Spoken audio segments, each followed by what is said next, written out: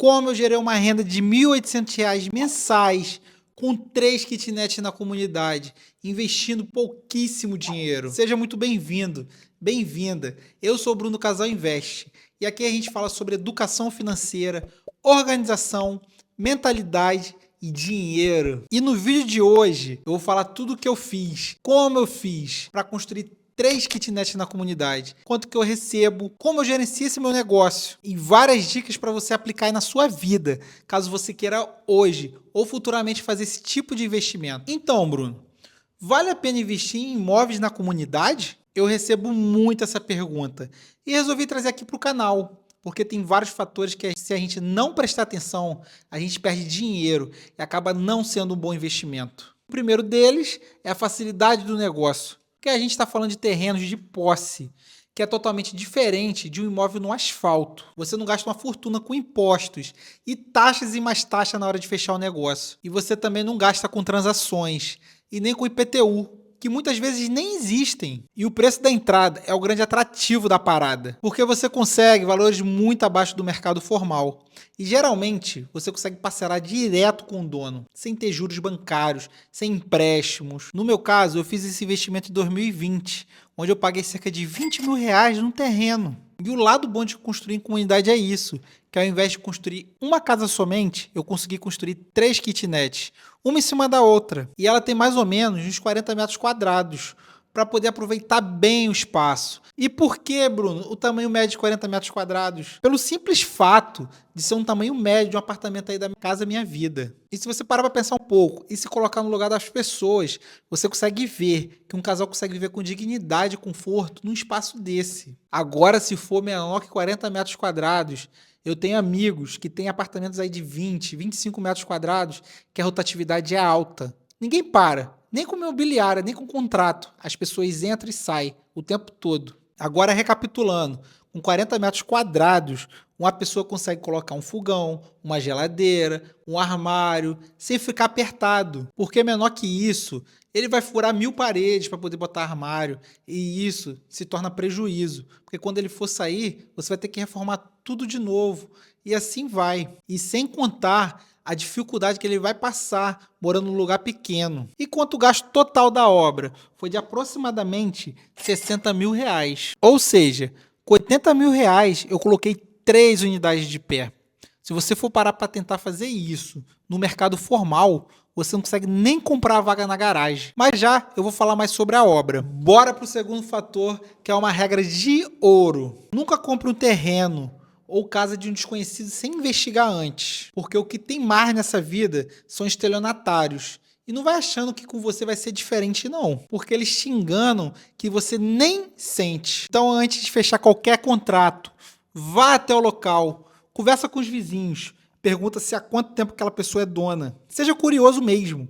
Pergunta literalmente tudo que você puder. E além disso, pede para o dono histórico da posse de todo mundo que já foi dono. Quem vendeu, quem comprou. E mesmo assim, se você ficar com dúvidas, é melhor o caminho é consultar com um advogado.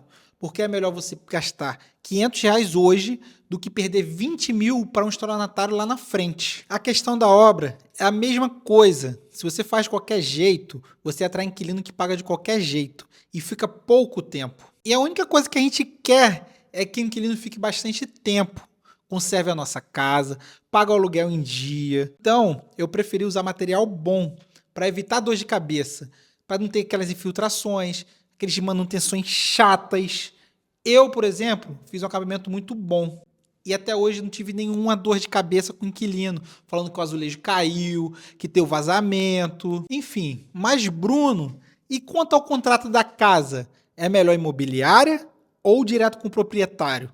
Na minha opinião, se você tem poucas casas ou se você está começando agora, é melhor não colocar em imobiliária, porque você vai estar queimando margem de lucro. Como assim? Tudo tem um custo e no início cada realzinho conta. Agora, se você já escalou, se você tem dezenas de casas e outros negócios que já tomam seu tempo, aí sim eu concordo que você deve contratar uma imobiliária, tirar todo aquele operacional das suas costas. Mas no começo, o olho do dono é que engorda o gado. Então, na minha opinião, esquece imobiliário se você está começando agora. Eu, por exemplo, até hoje nunca coloquei imobiliária. Primeiro, porque meus inquilinos não me dão dor de cabeça nenhuma. E segunda, porque as kitnets são construídas perto da minha mãe e automaticamente ela toma conta e me passa tudo o que for necessário. Ah, mas se eu não tivesse a minha mãe para me ajudar nesse caso, eu continuaria não colocando imobiliária. E já que o contrato é com você, eu aconselho fazer um contrato informal. Só que bem amarrado, sabe? Lá no início, eu não cobrei caução e me arrependo muito. Então, eu te aconselho a primeira coisa, quando você for fazer o contrato, é colocar o caução. Pode ser com flexibilidade, como eu fiz, por exemplo. Deixei a pessoa pagar durante 5 meses o caução. Tudo tem uma história, não é verdade? Eu, por exemplo, foi o meu primeiro inquilino que saiu e me deixou uma avaria enorme. E por não ter um calção. Ele saiu na calada da noite e eu fiquei com prejuízo, certo? Aí o segundo inquilino que veio no lugar dele, depois de eu feito toda a reforma, foi a primeira coisa que eu falei: tem que deixar um calção. Se sair, tiver tudo perfeito, esse valor volta para ele. Mas caso aconteça várias outras coisas, né? Esse dinheiro vai ser diluído para acertar a casa, para poder entrar um próximo inquilino. Então, a primeira coisa que eu te aconselho aqui, quando for fazer o contrato, coloque o calção. Agora, uma outra pergunta, que é a curiosidade de todo mundo. Bruno, quanto que você cobra nessas kitnets? Cada kitnet me rende cerca de R$600 por mês. Então, no total, são R$1.800 por mês que entra no meu bolso. Se você fizer a conta, isso me dá um rendimento aproximadamente de 2,3% ao mês, sobre aquele valor lá atrás de 80 mil que eu gastei, com a compra do terreno mais a obra. Enquanto a Selic oscila, o meu aluguel na comunidade entrega o dobro ou o triplo da consistência. Claro que no início eu não vou estar ganhando nada, mas em média eu recuperei esse dinheiro em cerca de 4 anos. Se você for levar em conta o reajuste anual do aluguel pela inflação, esse tempo pode ser até menor. Só que até hoje eu não cobrei reajuste. Depois disso, o lucro vai totalmente para o seu bolso. Só que muita gente acha que por ser na comunidade não precisa declarar imposto de renda. E isso está errado, porque todo lucro deve ser declarado. Existe uma alíquota e você precisa estar em dia com a receita para não ter problemas futuros quando quiser reinvestir esse dinheiro legalmente. Agora, é claro que no dia a dia existem os pulos dos gatos contábeis que a gente conhece, mas não vou falar disso aqui não, tá? Outro ponto, esse investimento é para quem quer empreender no imobiliário. Se você tem dinheiro parado e quer ganhar mais que a renda fixa, ou se você, como eu, gosta de ativos reais, dinheiro na mão, visível, vale a pena. Porque o dinheiro é certo, entra todo santo mês, mas não é fácil que nem nos fundos imobiliários. Dá trabalho para gerir, não é só apertar um botão e pronto. Então, se você quer fácil, fica na sua renda variável mesmo, tá bom? E para a gente fechar esse vídeo, eu vou dar uma dica de ouro aqui, tá?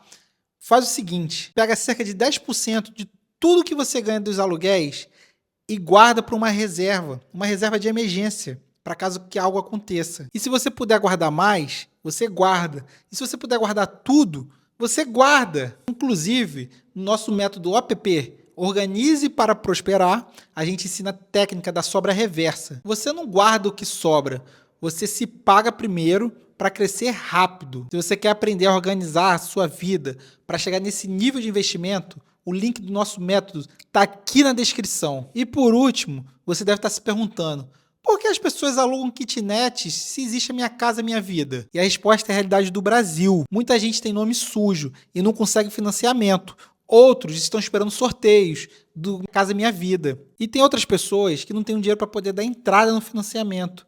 Outras não têm nem dinheiro nem para os documentos. E ainda tem um custo oculto, que ninguém fala muito, né?